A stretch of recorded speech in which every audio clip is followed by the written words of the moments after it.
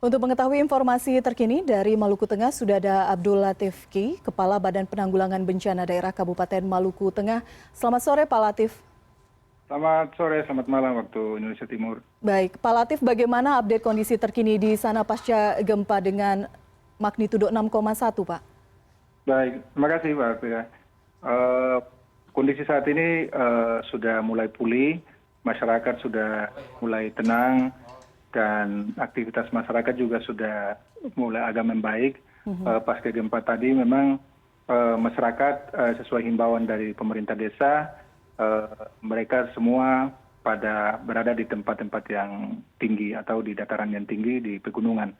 Dan setelah itu, karena sekarang kita masih menggunakan rilis BMKG yang terakhir, di mana himbauan dari BMKG bahwa masyarakat kalau bisa untuk sementara tidak berada di tepi pantai, dan untuk ikhtiar lebih baik berada di tempat yang lebih tinggi. Dan itu diikuti oleh masyarakat, dan hingga saat ini sebagian masyarakat masih ada di tempat-tempat yang lebih tinggi, khususnya para kaum wanita dan anak-anak. Wilayah mana saja Pak kemudian yang diberikan imbauan seperti itu? Di sana ada 3 desa yang berdampak di Kecamatan Tehuru, yaitu Desa Tehuru sendiri, kemudian Desa Saunulu, dan Desa Yaputi. Dan ini karena memang komunikasi tidak terhambat, begitu juga transportasi tidak terhambat, jadi ada informasi yang berkembang kita tetap sampaikan ke pemerintah desa. Oke, artinya komunikasi masih lancar, tapi apakah ada dampak lain yang dirasakan? Kita melihat ada tsunami kecil di wilayah sana. Iya, tadi memang sudah sebagaimana disampaikan oleh BMKG bahwa ada terjadi air pasang, tapi itu tidak berlangsung lama, sekitar 10 menitan. Itu terus reda lagi dan hilang sampai sekarang. Itu memang ada titik lokasi tertentu saja, bukan semacam gelombang, tapi cuma air pasang sedikit, dan memang itu kelihatan masyarakat juga sepertinya menonton, dan memang tidak ada ombak yang besar. Baik, dilaporkan terjadi gempa susulan hingga mencapai 10 kali hingga saat ini, petang hari ini, perkembangan gempa susulan di sana seperti apa Pak? Benar, terjadi gempa susulan, cuman dia semakin hari semakin kecil, dan itu dirasakan oleh masyarakat.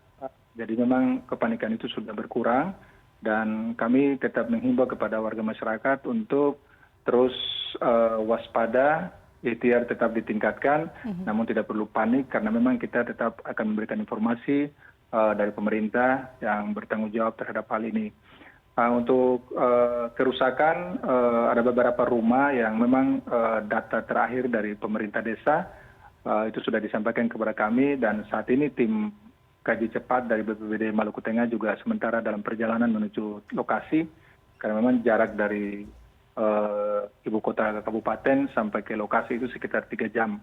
Dan mereka nanti akan menyampaikan update informasi terakhir kepada kami terkait dengan kerusakan. Oke, berarti sampai saat ini masih terus mengumpulkan informasi, termasuk adanya kemungkinan masyarakat yang terluka pasca gempa. Apakah ada update informasi mengenai hal ini, Pak? Iya, untuk masyarakat, untuk korban luka dan korban jiwa itu tidak ada. Sampai saat ini kami dapat informasi dari pemerintah desa itu tidak ada yang korban. Hanya saja ada beberapa fasilitas umum seperti masjid dan gereja itu ada terjadi kerusakan. Begitu juga rumah masyarakat.